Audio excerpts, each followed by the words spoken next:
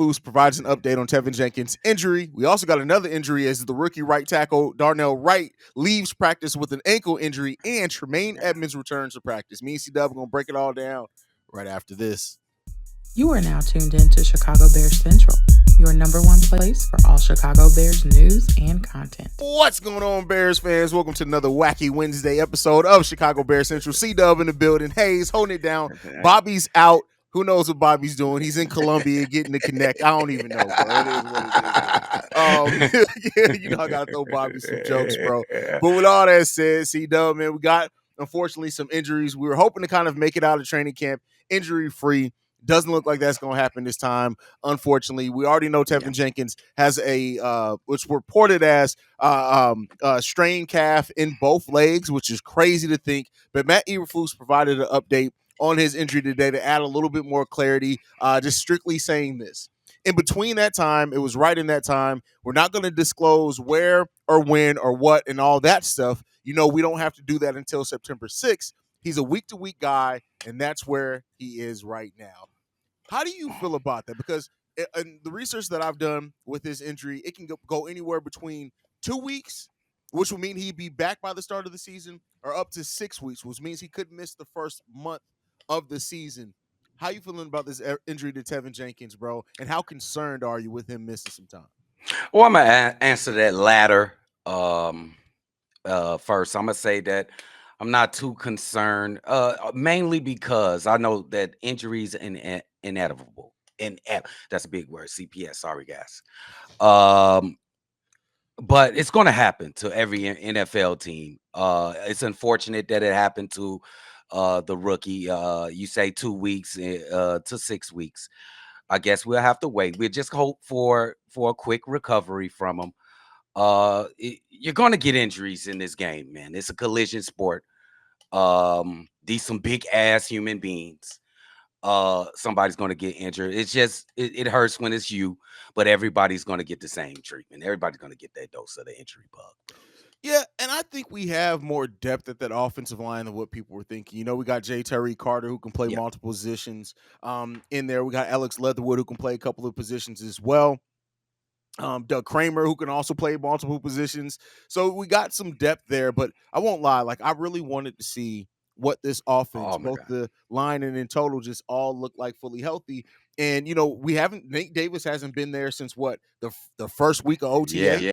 He's been out for a minute. So we've been out without him for quite a while at this point now, too. So it's just a lot of questions around it. And Matt Eberflus has already talked about how he wanted to see continuity between that offensive line.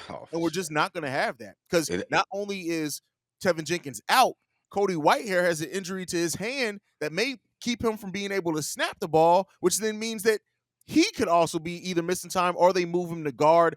I kind of prefer with Cody Whitehair because we saw him at guard last season a little bit. It wasn't the best, especially when his hand was injured. Not to say that he's terrible or anything like that, but like I would much rather, because that hand can still get hit if you move to guard. You still need to use the hand technique. If he's going to be your center, I would much rather you just let him sit. I know it's going to suck. Let that hand fully heal, and then let's just take our bumps and bruises, bro. I know I didn't necessarily put it on the list, but like with Cody Whitehair's injury, which may push Lucas Patrick back to the starting center position, would you rather see them let him sit, or do you think if he can play it all, it's cool to move him to guard? He just can't snap the ball. No, I would rather sit him and let's just get them all healthy. It ain't that serious. I think we still got enough depth to be competitive. I just don't want to see the same thing. And I know you touched on this on a daily episode. I don't want to see the same thing that we've seen last year when I think they're going to put Leatherwood as center and this guy at the guard. Lucas Patrick at center. Lucas Patrick. I'm sorry. I'm Cody sorry. Whitehair to guard. Yeah, guard. I don't want to see that again, bro. I don't want to see. I think we seen that last year with this guy at guard, and we know that didn't work. Let's not do the same thing. Let's wait till he get healthy. I think he'll do good at the center position. Let's just have a little patience. Injuries happens. Don't overreact. Don't overreact, bro. Yeah, fair. Well, the injuries aren't done on the offensive line. Our rookie right tackle, Darnell Oh, Wright, apparently maybe rolled his ankle. He yeah, left practice, did not return, yeah, which is the more concerning part of it because most of the injuries that we've heard, players return to practice even if they just kind of stayed on the sideline. But now yeah. you're adding in your young, beastly right tackle Beast in monster. Darnell Wright also to the injury reserve list. How you feeling, bro?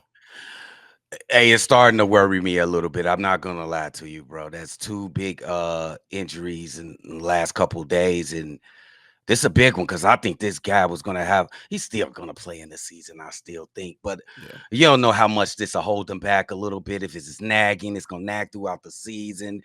Uh, I just feel bad for the kid because I know he was excited to get out there in the regular season and show the team what he can do, and I think he could do a lot for this team. We're just gonna be patient and wait. Maybe it's not as bad as we think. So that's all we can say, man. We got to take what you get. Everybody's gonna get that dose of the injury bug. So it looks like we getting Nas right Yeah, now. and I will say this too, and I said this a little bit on the daily yesterday as well. Like, if we getting our injury bug out the way early Yeah, and we're healthy to go into the playoffs where a lot of other teams are going to be dinged up, that could play into our benefit in the long run. It's going to suck while they're out. Do not get me wrong, but like yeah, we're now looking at three components that were supposed to be major pieces of our offensive line that we don't know what their status is going to be to start the season. That's Cody Whitehair, Tevin Jenkins, Darnell Wright. We don't know as of right now, and it seems like Matt Eberflus and the Bears are prepared to play it close to the chest until they have to release information on September 6th. And that's not even to throw in as well as Nate Davis in there. Wow. So yes, like that's four potential offensive linemen, bro, out of bro, five. Four and, out of five of your starting offensive linemen that have bro, injury concerns. bro. And this is the most important part of the Chicago Bears team in the 2023 season. Is the offensive line. Yeah. And because if that is not working, then Justin Fields not working, then the running back's not working, wide receiver's not working, bro. It's a trickle down effect. Yeah. So we gotta have some. We gotta pray first, and then we gotta have some patience and make sure everybody is healthy enough to get out there and perform. Man, it comes, and I like the way that you said that.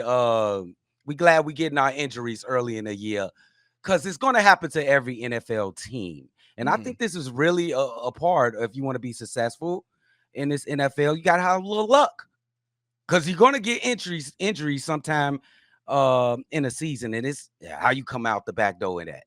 You know what I'm saying? Can you survive it? Yeah.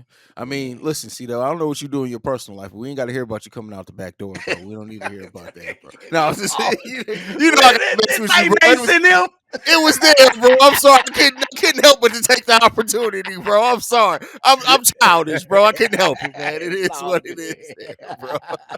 It's all good, man. But with that said, man, we do have a return from injury. Tremaine Edmonds, who's Oh missed yeah. a few weeks, he returns to practice today. He was limited participant. Matt Eberflus has always been consistent in saying that Tremaine Edmonds is going to be ready to go by week one. It was more precautionary. We've talked about how deep that linebacking core is, Oh yeah. though, as well. Like I said, we have right now projected as our fifth or sixth linebacker, a linebacker who got 100 tackles in the NFL That's as a starter not, last year. That's wow, crazy, bro. Just to think man. about that. Yeah, Um, man. but how important do you think it is to get Tremaine Edmonds, who's going to be our middle linebacker, back in the last couple of weeks before the season starts to really kind of build up that continuity and stuff like that? Oh man, it's extremely important. First of all, it's one of the best linebackers in the league. And I'll even go like this. He probably is the best pass defense linebacker in the league. If you want to talk about middle linebackers. I think he's a leader on this team. I think the younger guys on the team, especially those defensive backs back there, follow his lead. I think the whole team will be excited to have this guy, this talent, this mountain of a man on the football field, bro. And it is just encouraging. It's a boost, and they need a boost right now. They got an injury bug. So it's good to see my man Edmonds getting back on the field, man. It's good. For sure, for sure. Like Tremaine Edmonds is going to be so, like what that middle linebacker position means historically to Shout the to Chicago Chicago. Bears, Oh and my then when God. you factor in the fact that he's one of the veterans out there, a young veteran, which we have a lot of young veterans on the team, Yeah. but it's important to get him out there. And like when you look at the players that we have that still didn't practice today, Eddie Jackson still didn't practice. Jaquan Brisker, Chase Claypool, Dante Pettis, Joe Reed, Yannick Wow. Ngakoue, DeMarcus Walker, Tristan Ebner, Dylan Cole, DeMarquise Gates, Josh Blackwell, Jalen Jones, Tevin Jenkins. We need as much Bro. health as we can get. I'm gonna leave it at that, bro. That's it. I'm Yes, bro. like, Damn, that list is crazy. yeah, yeah. Hey, And I go mean, ahead. keep in mind, I think a lot of it is precautionary, but it is a little bit concerning, bro. Like Chase Claypool, who we heard through the first couple of weeks of training camp, seemed like he was prepped for a breakout season and has just not played since. And now I do think that, and I've said this before, I think that Matt Eberflus is playing a little bit of chess here. I think that he is keeping these guys out because they understand. Listen, we want to keep this offense. I really do think as long as the pass pro keeps up, we're gonna come into the first game against the Packers and be like, "Hey, bro, did they just invent a new offense?" Like, I really do think that, bro. Like, Oh, okay, okay. but I think that so it's a lot of precautionary things going on. I think there's some chess being played here. We know with the NFL. Hey, listen, the damn Patriots had spies recording shit. You just never know what's going on, Yeah, bro. you never know what's going on, and that's a very interesting point, Hayes.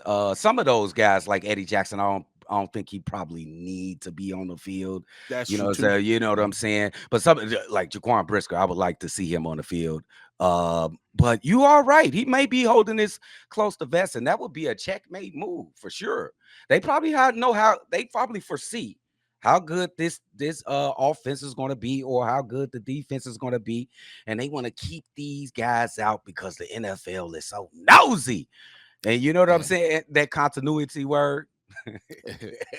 That's a different word in the city of Chicago, bro. We Chicago, look at bro. that word We don't even want differently. to hear it, bro. Yes, but shout out to Lonzo Ball, man. Clapping back at Stephen A. Smith, bro. Yeah, That bro. was good to see.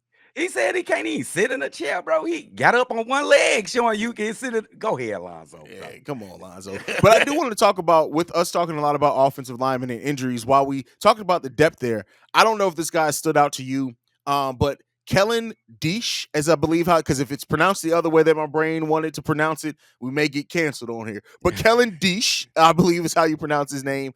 I like offensive tackle for the Chicago Bears. He's ranked so far through preseason as the fifth best overall offensive tackle in the NFL through two Wow. preseason games with a grade of 83.6. Wow, that's So amazing. like I said, like the Bears have, I think, more depth than what we're expecting to. Yeah. And I think that, not to say that you have the depth that like they just going to plug in and they're going to give the same production, but I do think we have a better overall offensive line, and we haven't gotten to see a lot of it, and so naturally people have questions. But like Kellen has yet to give up a sack or a penalty or even a pressure as a lineman so far, bro. That's promising for a young player at that. Yeah, and I won't poo-poo him. I would just say the fact that he has been playing, is suspect competition. But Mhm. hey, these are professional athletes and they going out here to play, and he has stopped them.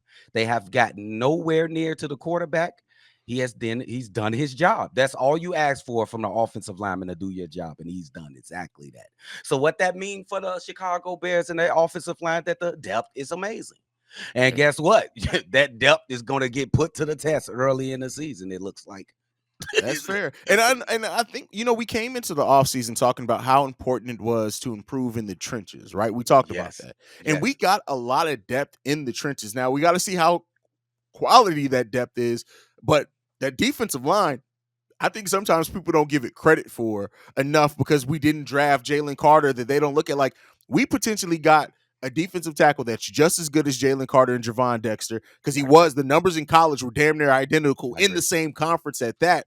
But then Zach Pickens showing up big time as well. Like, Yes. and now what we have with Terrell Lewis stepping up as well in the offseason, like I mean, Yes. in preseason so far. So I think we've improved a lot in the trenches like we wanted to. We just got to see it fully healthy to understand the full impact of it. Absolutely. Great.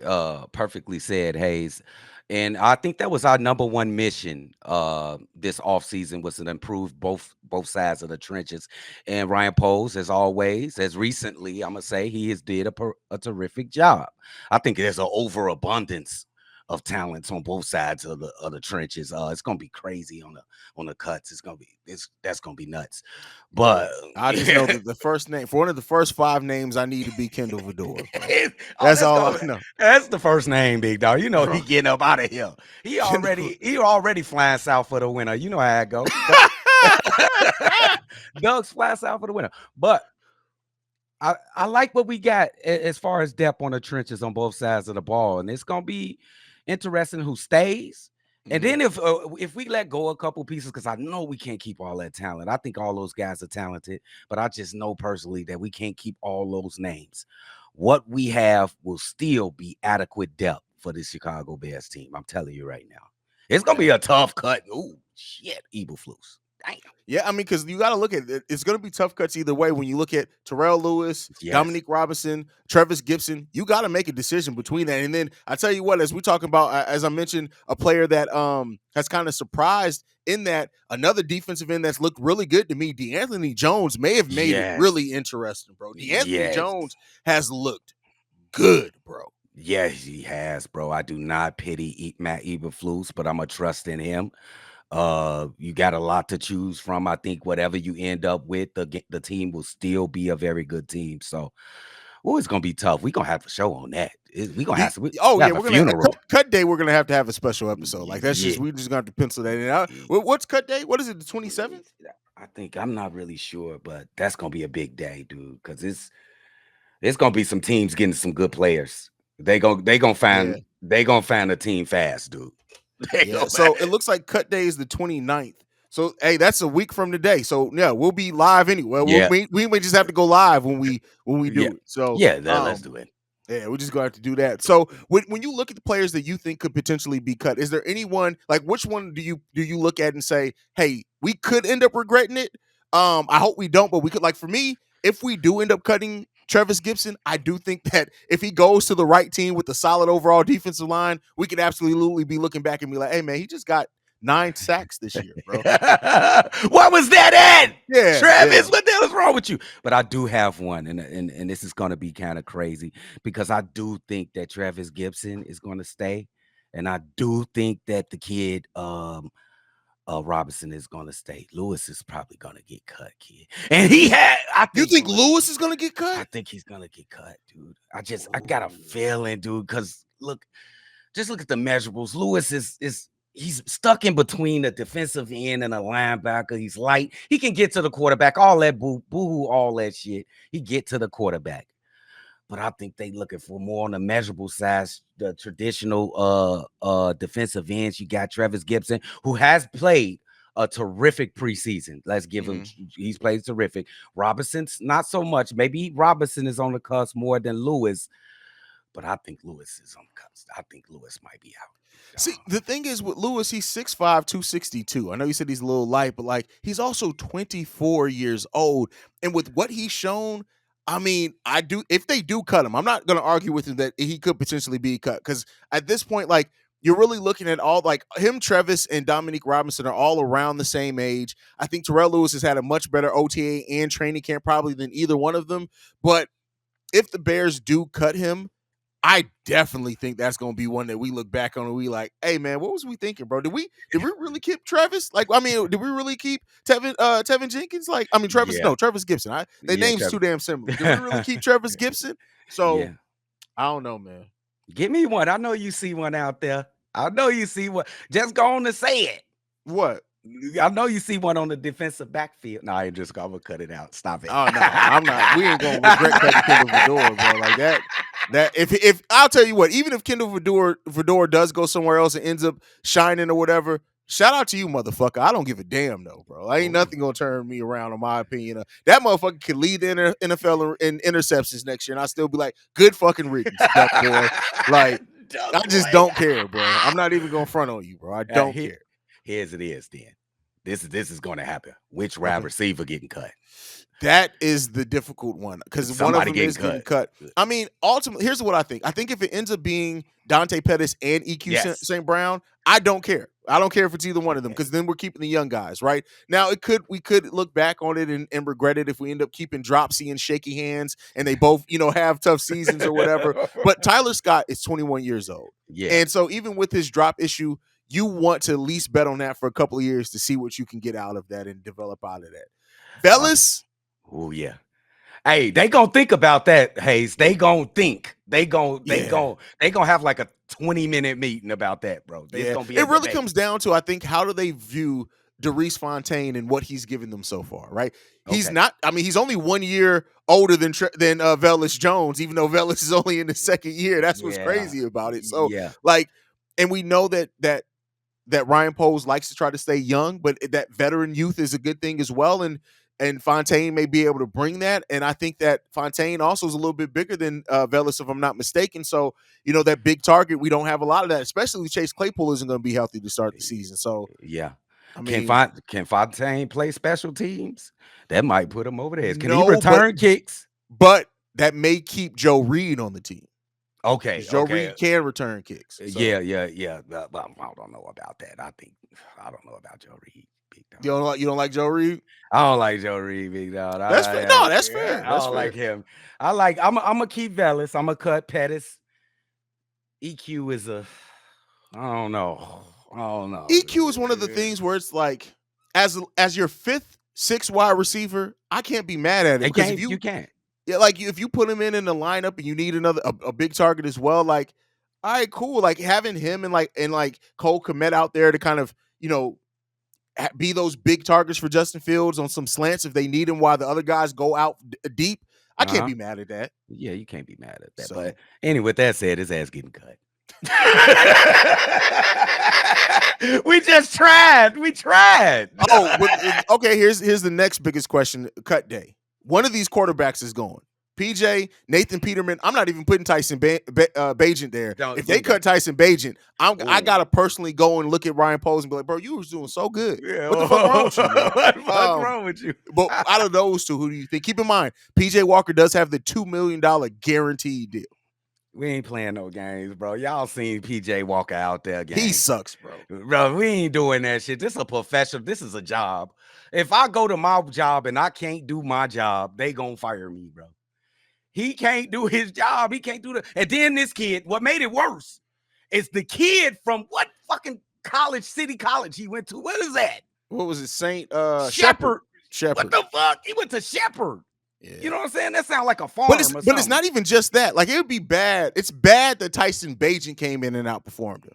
But then it's doubly bad when Nathan Peterman even came out and outperformed you too. Like, that's the cherry on top. You got double outperformed, bro. Bro, it ain't looking good, big dog. It's not looking good for you. It ain't looking good, BJ Walker, bro. I mean, shout out to him because he's gonna get his money regardless. So shout out to getting those checks, young man. Like, yeah, man. But hey, it ain't looking long for you in the windy season. Hey, XFL, USFL, Canadian Football League. It's a lot of shit play out for all there. three of them. Go play. Go do what you gotta do, bro. Play for all three of them. Get that money. Hell no. Hell no, man. But before we go, I do want to talk about a former Bear. And I feel like Barry, because he mentioned Tarik Cohen on his roast, right? And, yeah. And then the next day we get word that Tarik Cohen is ready to make his return to the NFL. Man. Keep in mind, he tore his ACL, I believe, was it a kick return or punt? One of the two in 2020. I think it was a punt return, yeah. And this was right after he signed a 3-year, $17 million deal, which was unfortunate. He's not coming back to the Bears. I've seen that question a little bit out there. We're not doing it. It's not happening. No. But I hope that Tarik Cohen gets on with the team, even if it's initially just special teams. And I hope he can really make a comeback, bro. How are you feeling about Tarik? Oh, my God. What a feel-good story. I just looked at my Twitter feed or X feed a little bit earlier, and I seen that instantly gave me joy because this guy, if y'all remember him with Jay Cutler and Forte, this guy was an absolute demon, Joe. He could not be covered. They tried to put linebackers on this kid. He worked so hard. He was such a dynamic weapon. That's the perfect word for him. Dynamic. He can catch it from the outside. He can run the ball, get you big plays. He can actually kick, punt, return. Oh man, I miss that kid. And I'm so happy for him that he's gonna get a chance to get back into this NFL. Now it's up to a team to see if they're gonna take a chance on him, and I hope they do. Facts. I mean, listen, he had so much talent, right? And he was so quick, bro. Like, he was so quick, man. And I really do hope Tarik Cohen can make a comeback because, like, it's like you said, you want to see the feel good stories. The fact that he was already an underdog, being 5'6", bro, making the NFL is crazy, bro. Like, bro, and Matt Forte. Hey, this the story. I used to play Madden back in. I still play Madden, but in 2018, I never played with Matt Forte. I subbed him out for my little homie right here because he give you big plays, really, bro. That's how you that's cheat. crazy. That's how you cheat, big dog. He got the speed. Ain't nobody catching him. And keep in mind, like, I think people forget too that, like, in 2018, Tarik Cohen it was like 750 yards receiving, bro. Yes. Like, he was really one of those. He was a gadget player, and I don't mean that as a slight at all. Like, you didn't know how, when you saw Tarik Cohen lined in, you had to look at it and be like, we have no idea what they about to do with him, bro. They could pass it to him, he could run it. It don't matter. Like, I just looked it up. He had 444 yards rushing on 99 attempts that year, and 725 yards receiving on 71 receptions, bro. He averaged 10.2 yards per reception. A weapon, dude. Now, don't forget that touchdown he threw on that. What did he threw a touchdown? He threw a touchdown in one of them playoff games. It was a big touchdown too. I forgot which game it was, but he'll throw one too. He threw a couple, I think. That's crazy. Well, he threw a touchdown reception. It looks like he threw one in each 2007 and 2018. That's crazy, bro.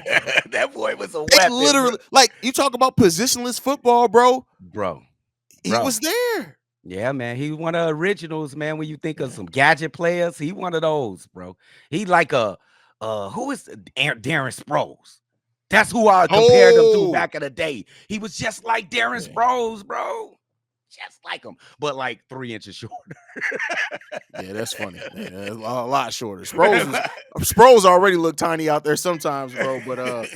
But Tarik Cohen, like, bro, like, it's so funny, bro, because sometimes, bro, I swear to God, you be watching the play and the linemen will be all piled up, and it just this little guy comes from between everybody. It's like, what happened? What happened?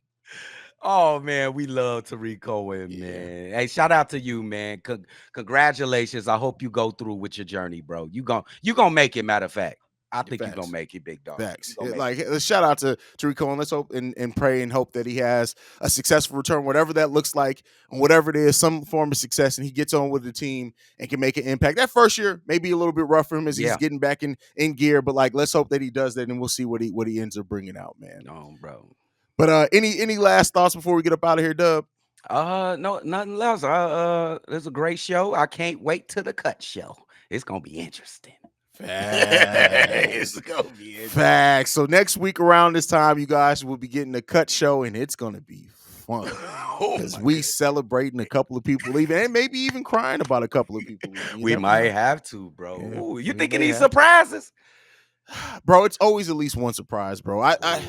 Because to me, and I know people aren't going to necessarily agree with this, Travis Gibson would be a surprise to me because he's shown you a lot this preseason, right? Think so, yeah. But really, honestly, either way, the only one who wouldn't be a surprise to me is Dominique Robinson because he's mid. He's looked mid. Yeah, but he has. Terrell Lewis has had his flashes. He has. Travis has had his flashes. Yep. And either one of those guys, if either one of them are cut, definitely would be a surprise. The wide receivers have a potential to be a surprise in there too, because if Velus is cut, that's a surprise. That's a surprise for me too, Haize. That's a surprise. That's a surprise. So even though he fumbled his first touch on a damn preseason, fuck it. Dude be smoking that what the fuck? That's what get Tiana Trump in there, bro. I keep telling y'all, man. I keep telling y'all, everything will be cool. That professional grip. That grip.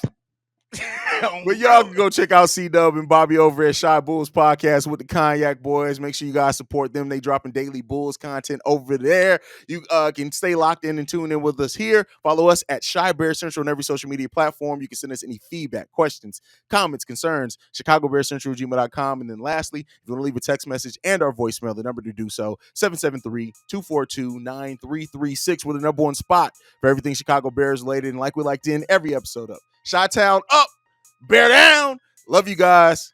Peace, y'all. This has been a presentation of the Break Media.